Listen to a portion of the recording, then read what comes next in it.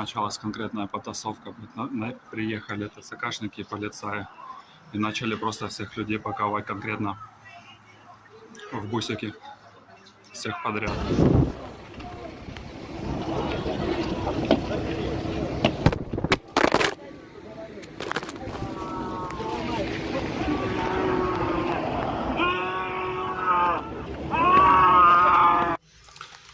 Запаковали людей. Приехала куча машин, запаковали просто без разбора людей. И вон уезжают. 17:48, 87:42, 93:97.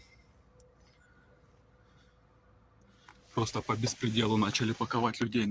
Наехала куча, запаковали, загрузили и уезжают.